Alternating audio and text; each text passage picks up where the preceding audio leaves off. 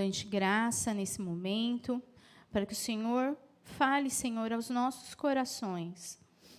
Através de mim, apesar das minhas falhas, Senhor. Sou imperfeita, Senhor, sou falha, mas a tua misericórdia, Senhor, ela é perfeita, ela é maravilhosa, e eu te peço, Senhor, que tu continues, Senhor, olhando para nós com essa misericórdia, com a tua graça.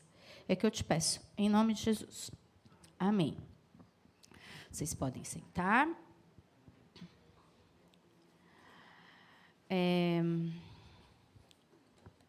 Deixa eu me organizar aqui. Tem um monte de anotações.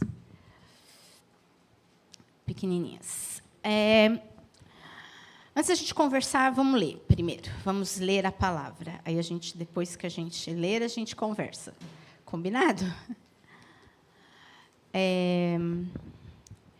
Primeiro, eu quero ler João 9, os versículos 3, 4 e 5. Evangelho de João, os versículos, capítulo 9, os versículos 3, 4 e 5. Disse Jesus: nem ele, nem seus pais pecaram.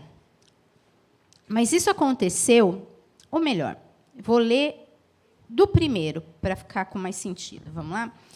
Ao passar Jesus, viu um cego de nascença.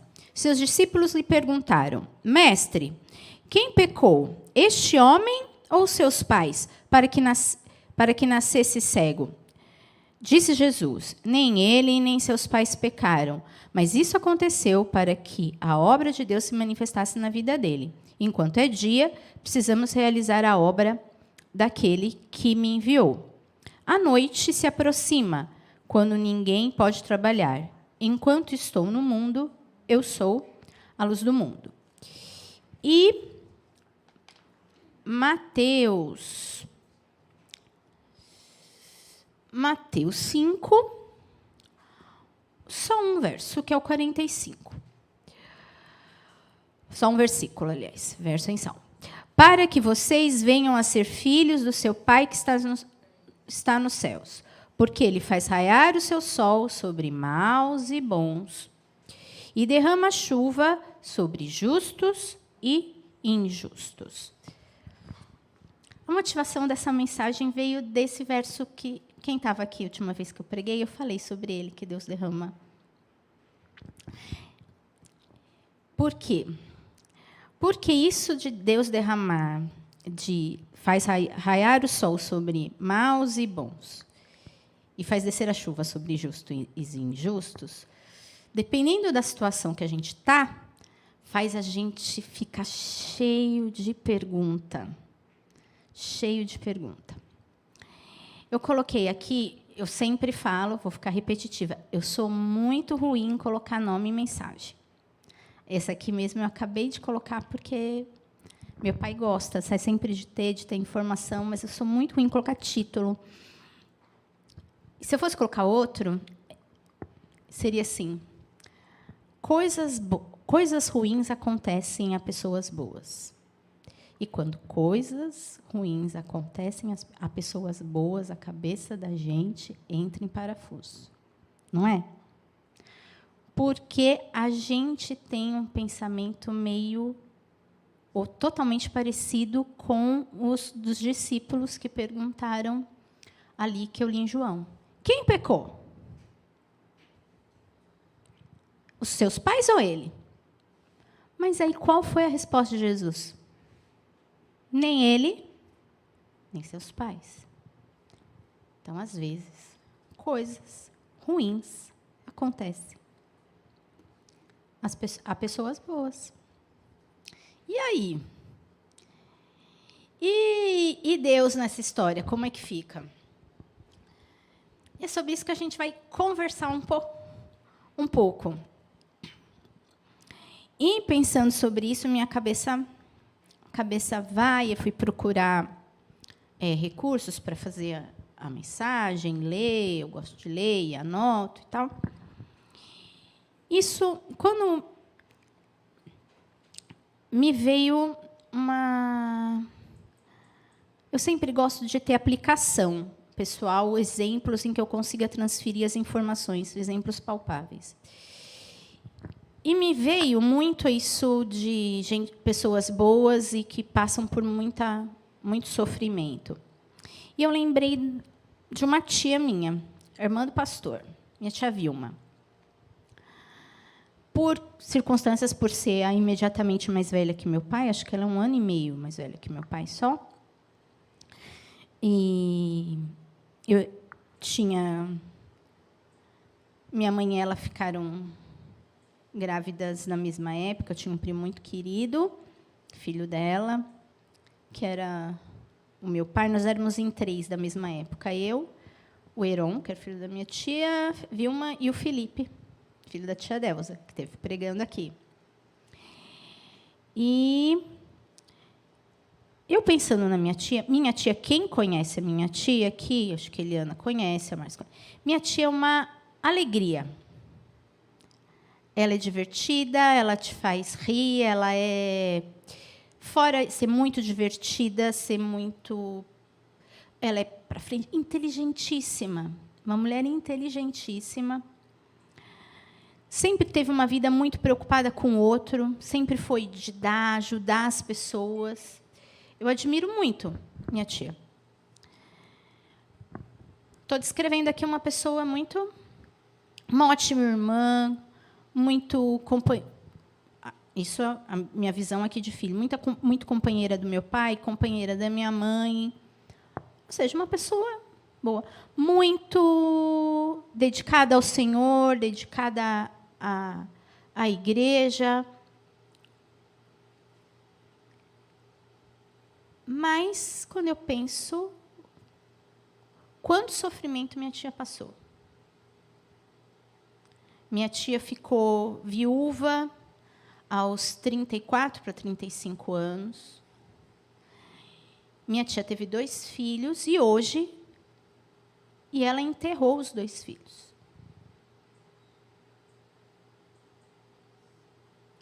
E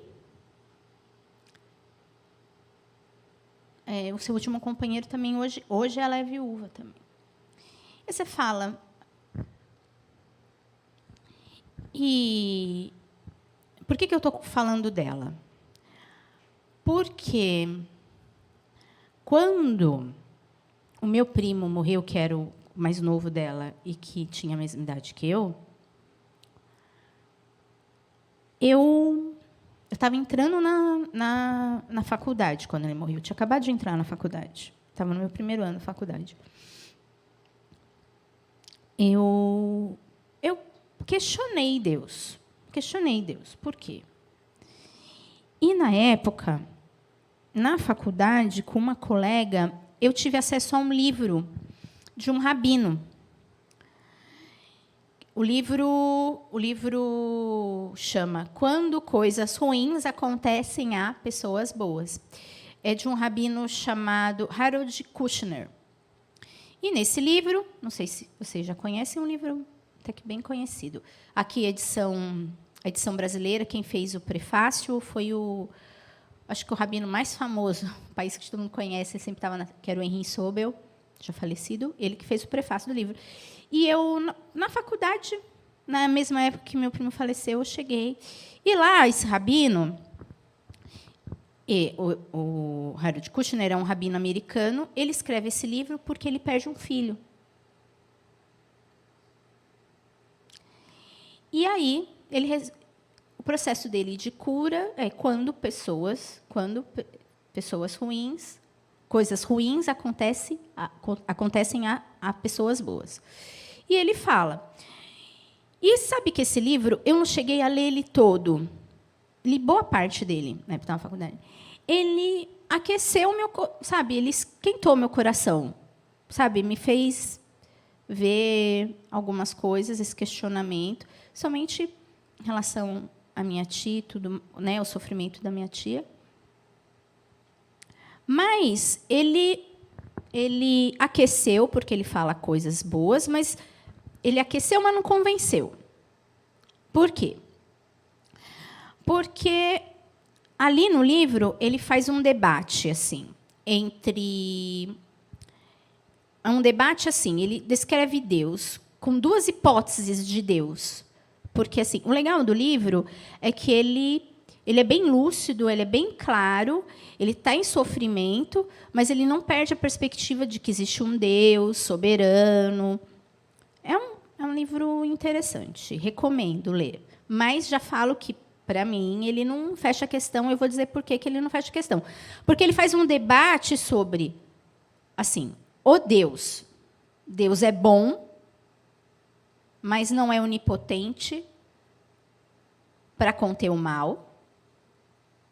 Ou Deus é onipotente, Deus é todo-poderoso, mas não é bom o suficiente para evitar o sofrimento.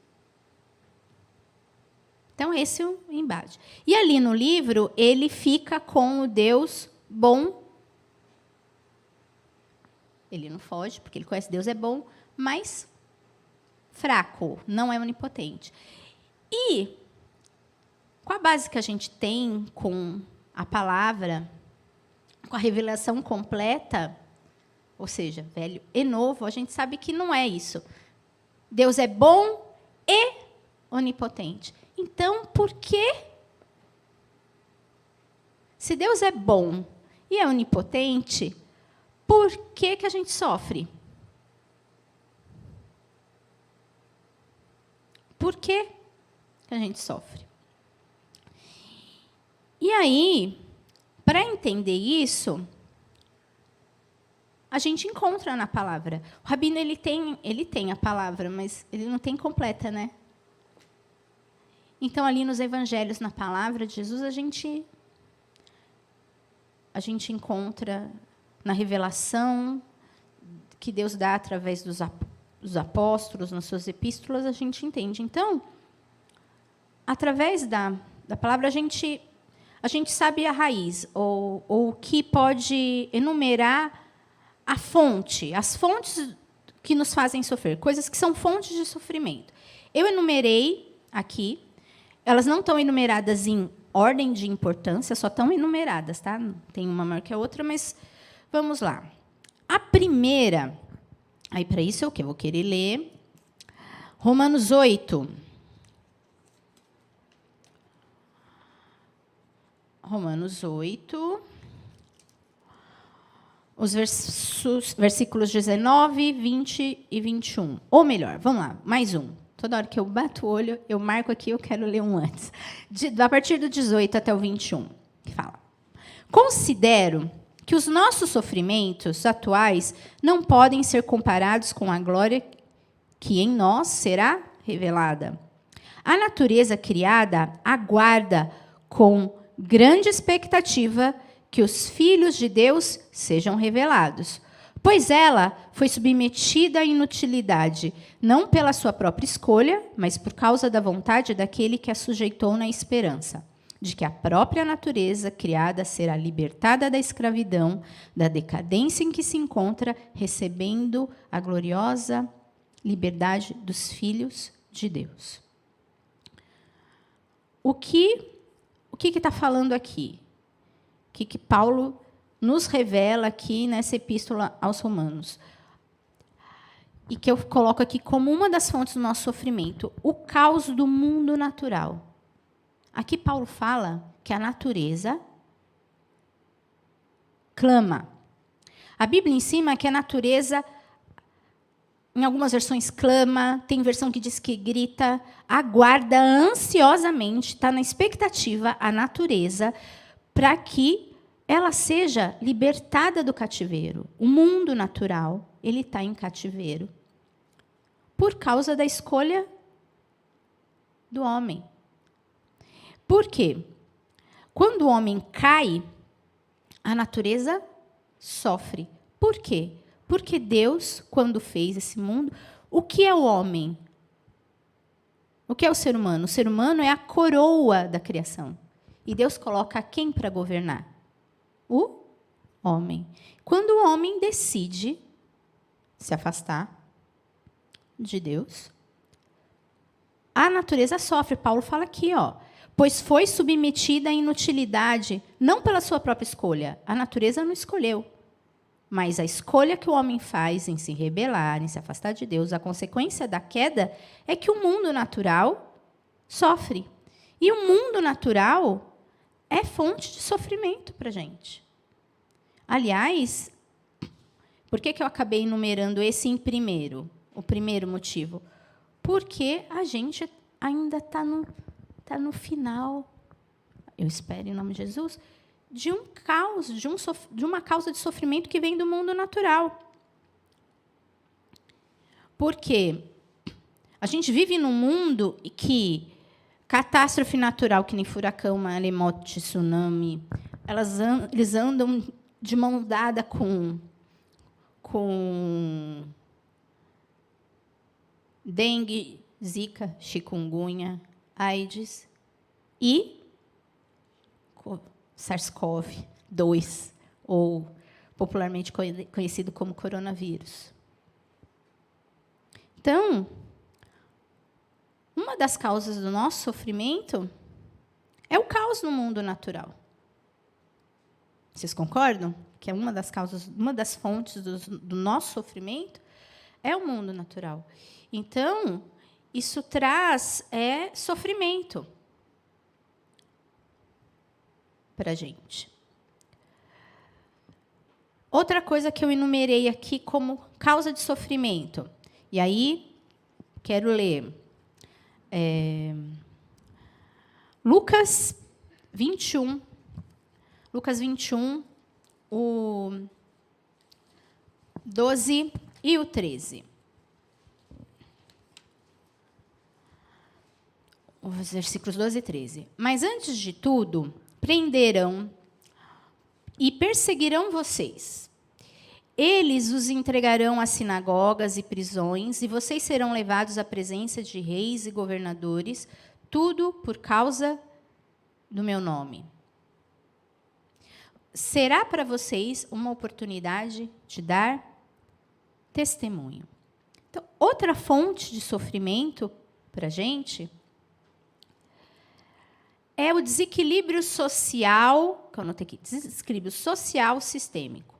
Jesus aqui adverte os seus discípulos que eles seriam odiados pelo mundo. E, nesse caso, esse ódio, ou melhor, nesse caso, o mundo é o sistema, é o conjunto de estruturas sociais, políticas, econômicas, alicerçadas em valores anti-reino de Deus. Existem estruturas e coisas que são... O alicerce delas é total e completamente contrário ao que a gente encontra aqui na palavra do que seja reino de Deus.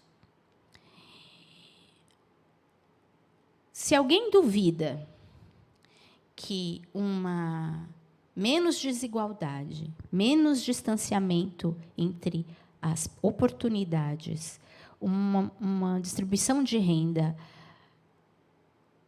melhor distribuição de renda, atenuaria muito o sofrimento humano, é porque essa pessoa nunca visitou uma instituição hospitalar pública em país de terceiro mundo.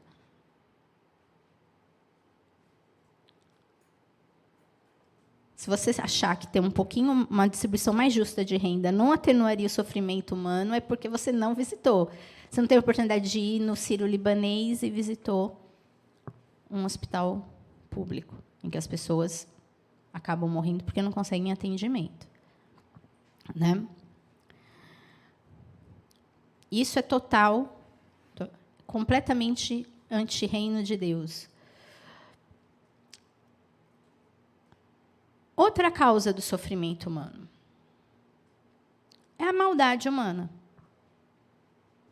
É a terceira aqui que eu enumerei. O mundo está cheio de gente desequilibrada. E ruim. Eu não ia usar essa palavra, mas ruim. O que causa sofrimento? Ruim. Eu anotei aqui. Ruim, desequilibrada, uma palavra pesada, até endiabrada mesmo. Tem, gente. Pessoa irresponsável que pegue que pega e atropela e mata a criança porque está bêbada, porque está alcoolizada. Gente revoltada que vai lá e mata um adolescente para pegar o par de tênis que está no pé dele.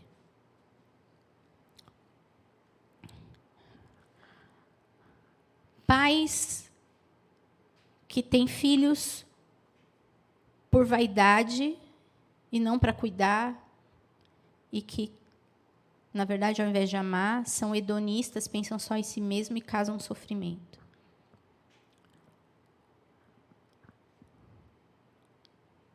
Gente invejosa que consegue tramar o mal até para gente do seu próprio sangue. Então, outra fonte do sofrimento humano é a maldade humana. A maldade humana do próprio homem é fonte de sofrimento. Outra fonte de sofrimento é a nossa limitação pessoal. Que aí eu quero fazer uma diferenciação. Tem gente que é mal propositadamente, tem gente que faz mal por limitação, por falta de maturidade. Então, as nossas limitações, a nossa imaturidade, ela causa sofrimento. Uma coisa é a maldade intencional, outra coisa é a imperfeição, né? E, às vezes, a imperfeição involuntária causa sofrimento, né? E, finalmente, aqui, que a gente não pode esquecer, porque é a malignidade do diabo. Que a Bíblia nos apresenta como nosso inimigo, como nosso adversário. A luta contra potestades, agentes espirituais da maldade, implica em privações para a gente, traz sofrimento. Apesar, a gente vive em um momento, a gente está em guerra. Uma guerra do qual a gente sabe o resultado. Porque o resultado ele foi decretado na cruz. Então, mas a gente ainda está em guerra. A gente já sabe o resultado.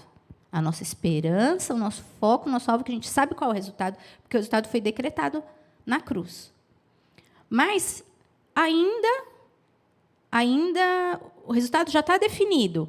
Mas nós, cristãos, como a palavra diz, que somos mais que vencedores, mas o maligno, apesar de ele estar cerceado, ele não está completamente impedido ainda, né, de nos atacar, de tentar atacar.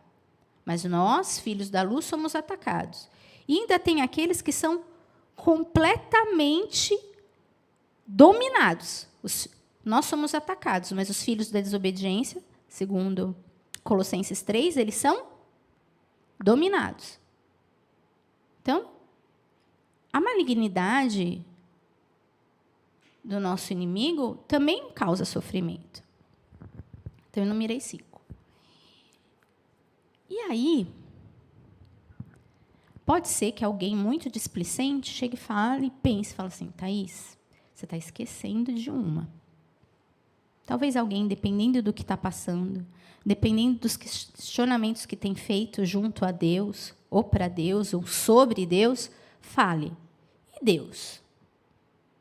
Ele não é uma das fontes, não? Se a pessoa tiver aquele imaginário de um Deus melindroso, eu faço, porque eu quero. Não. Fala, será que Deus não é a fonte de um dos sofrimentos? Mas aí, se você tiver isso, eu respondo e a gente tem que responder. Se isso vier na sua mente, é um enorme, sonoro, veemente, gigante não. Deus não é fonte de sofrimento. Deus não é fonte de sofrimento. Quando muito, há quem possa falar que Deus é a gênese ou é o começo de uma provação que talvez Deus permita, porque Ele quer te aperfeiçoar, né? Mas eu não, para que você aprenda e atinja a plena maturidade. Mas eu não tenho coragem de colocar na lista de fontes de sofrimento ou comparar a aprovação a um sofrimento na mesma categoria desses 5 que eu falei antes. Então, não. Mas aí, tá, Thaís, você falou aqui, tem 5 fontes de sofrimento, mostrou quais seriam as coisas que são a causa, que são a fonte do nosso sofrimento. E aí está aí, porque eu tenho mãe. Como nós devemos responder a essas fontes de sofrimento? Como nós devemos reagir? E aí, eu acho que a gente, se for para ir por um caminho para responder para o sofrimento, seria esse. Esse aqui que eu quero dividir com vocês. Como a gente responde ao sofrimento causado pelo caos do mundo natural? E a gente está no fim, mas a gente ainda está passando. Ontem eu soube de 2 pessoas, parentes, que estão com Covid, e uma não está bem porque não quis se vacinar.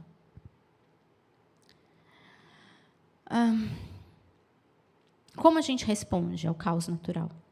A resposta que a gente dá é fé. Fé. Jesus nos ensina que o mundo está de cabeça para baixo. Que a terra está desalinhada com a vontade de Deus. Paulo fala aqui, está desalinhada. A queda ocasionou também o desalinhamento do mundo natural. Mas Jesus nos apresentou um Deus como um pai que cuida, um pai que está nos olhando. Através de Jesus, do que Jesus nos ensina, das parábolas de Jesus, do sermão de Jesus no monte, das suas orações, a gente aprendeu a ver que Deus não está no caos natural. Deus não está na doença. Deus não está no câncer, né, Eliana? Mas Deus está na químio, não está, Eliana? Deus não está no câncer, mas Deus está na químio. Deus não está na Covid, mas Deus está lá, na vacina, no remédio que agora parece estar saindo. Deus está nisso. Deus não está no sequestro, mas Deus está no telefonema daquela pessoa anônima que viu o cativeiro e ligou para a polícia para dizer onde está o cativeiro. Deus não está no desemprego. Deus está naquela cesta básica que chegou para você sem... Você nem tinha feito oração, você só tinha ajoelhado e falado, Senhor, misericórdia. Deus está na cesta básica. Deus não está no teu desemprego. Deus está na cesta básica que chegou. Isso tudo que eu estou falando me fez lembrar de uma resposta que falam que foi dada, eu não vi, mas dizem que foi dada pelo pastor Billy Graham, quando ele foi questionado e pressionado logo depois do 11 de setembro. Né? Os Estados Unidos se orgulham de ser a maior nação protestante do mundo. Nasceu e conta-se que questionaram Billy Graham. Falaram assim, onde está Deus? E aí, pastor, onde é que está Deus? E aí diz que ele respondeu, nos bombeiros.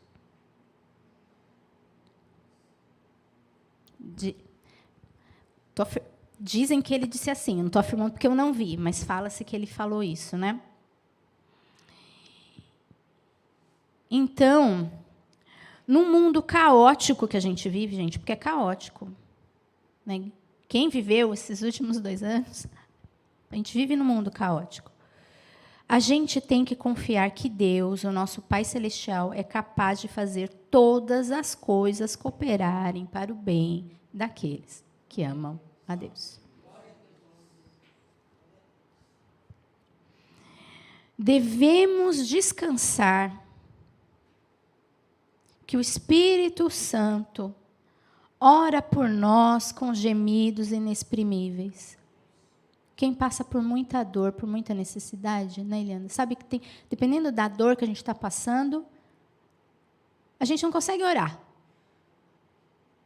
Mas a palavra diz que o Espírito Santo geme por nós, ora por nós com gemidos inexprimíveis. Não é?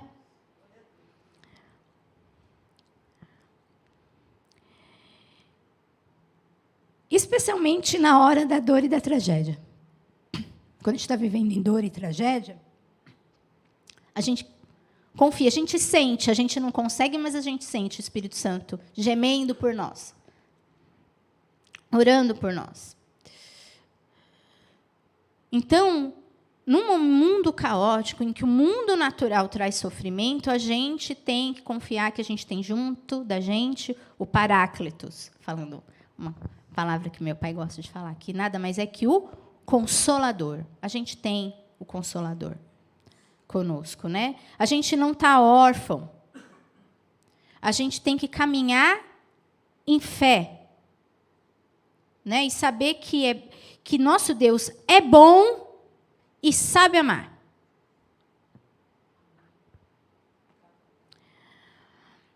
E como estou falando aqui que a resposta ao caos do mundo natural, que traz em nós sofrimento, é fé, qual a resposta que a gente dá quando a fonte do sofrimento é o desequilíbrio sistêmico? Você viver num país injusto, ou corrupto, um emprego ou preconceituoso, em que você, mulher, estudou, e porque você é mulher, você não consegue ganhar o suficiente. Qual é, então, nesse desequilíbrio sistêmico, qual é a resposta que a gente pode dar? Com engajamento, mas eu não estou falando desse engajamento militante, tá falando, é um engajamento solidário a Jesus na sua missão redentora.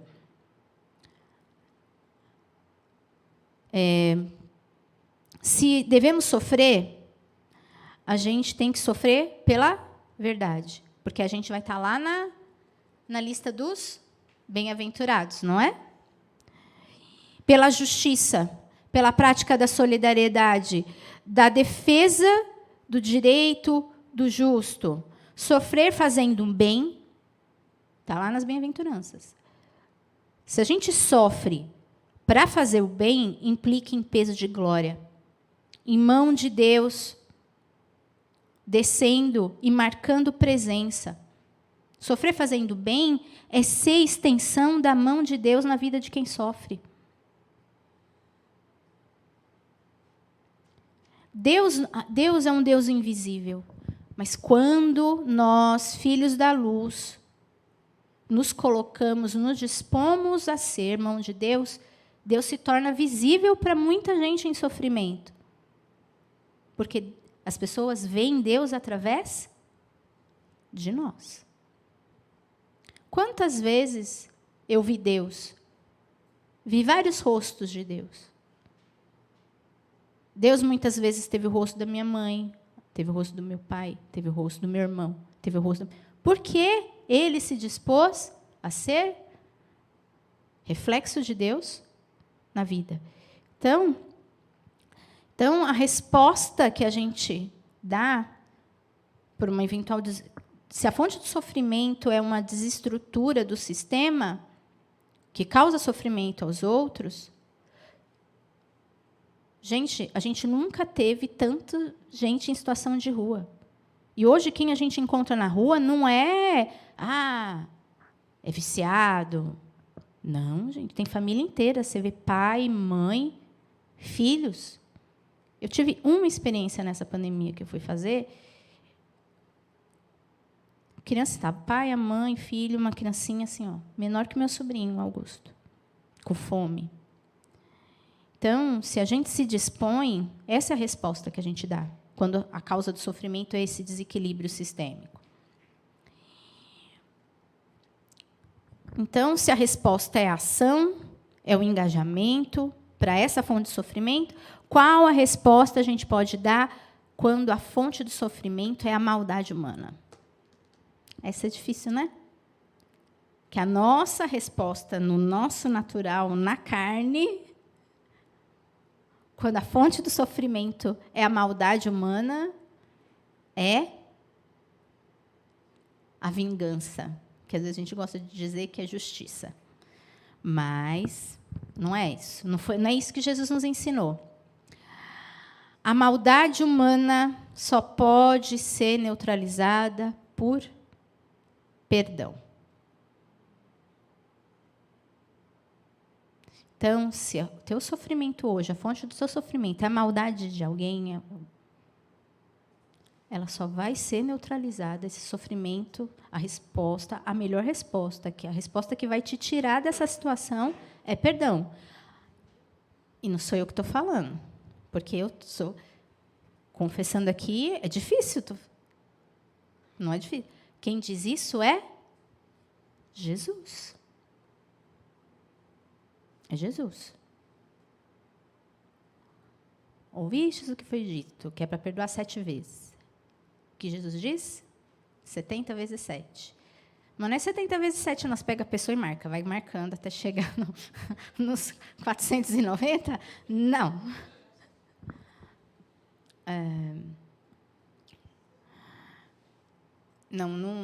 Não é aí. Porque Jesus, se alguém... Qual outra coisa que Jesus mostra que não é essa a resposta? Se alguém bater no seu rosto, vai lá e enche a mão. Espalma. De volta? Não. O que Jesus fala? Oferece a outra face. A régua de Jesus, é alta, viu, gente? Mas se a fonte do teu sofrimento é a maldade humana, ela só vai ser, esse seu sofrimento só vai ser neutralizado com perdão. E você não tem que oferecer outra face achando que a hora que ele bater na sua outra face vai acontecer um movimento mágico e a pessoa vai cair em si. Além de tudo, corre o risco de você oferecer a outra face e a pessoa não se tocar. Mas eu não estou tirando isso do nada. Jesus disse isso. Se a fonte do teu sofrimento é a maldade do outro, é a maldade do humana, a melhor resposta é o perdão. A melhor resposta está aqui.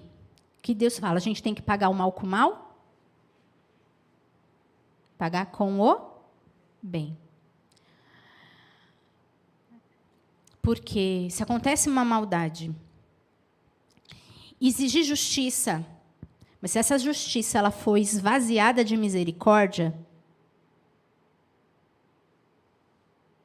por isso que eu estou falando, a régua de Jesus é alta. Se você exigir justiça, se ela for esvaziada de misericórdia, a gente se junta à parte do problema. A gente não é diferente. A gente se torna igual ao mundo. E o que está escrito aqui que o pastor Paulo fala? Não vos conformeis. Mas se não vos conformeis, não é de ficar inconformado. É de não tomar a forma. Então, nós, como filhos da luz, nós somos contra a cultura. Sabe? Quem é esse que a pessoa faz e ela perdoa? Quem é esse que recebe o mal e devolve o bem? Então, a chave para neutralizar o sofrimento causado pela maldade humana é o perdão. Porque assim a gente faz parte da solução. A gente não vira parte do problema.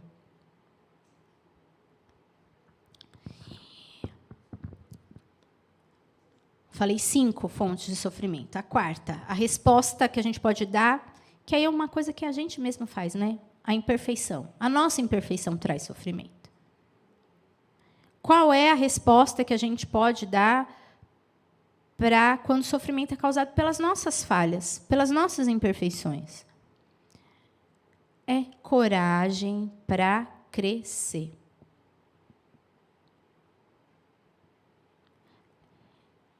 Mas crescer precisa de coragem? Precisa. Porque é tão mais cômodo ser infantil. não é? Só que ser infantil, não ter maturidade para situações e coragem para crescer. Traz sofrimento, e por isso a gente precisa ter coragem para crescer. Então, as nossas infantilidades, ao resolver, ao enfrentar situações, causam sofrimento. Transportando aqui para o mundo real, infantil real, por exemplo. Um pré-adolescente, uma criança, um menino que opta, é dia de prova de matemática na escola. Aí ele mora no prédio, interfono, vamos jogar uma partida. Optar por descer e jogar bola, ao invés de se preparar para a prova, vai trazer sofrimento. Então, uma criança ela ainda não tem maturidade. Transportando isso para o nosso mundo, as nossas imaturidades, e eu falo imaturidade espiritual, então você tem que ter coragem para crescer, e querer se aperfeiçoar. E o processo de aperfeiçoamento, ele é difícil, é amassar o barro, por isso que a gente precisa ter coragem. Então, a melhor resposta que a gente tem para as nossas imperfeições é querer crescer, é querer almejar o amadurecimento, né? Então, essa fase de, mal comprando aí, de optar por jogar bola ao invés de estudar para a prova, a gente tem que deixar para trás. A gente tem que deixar para trás. E a quinta que eu falei, que é a malignidade do diabo. Quando a causa do sofrimento é a própria ação do inimigo. Que ainda está, mas está chegando o dia. Está perto.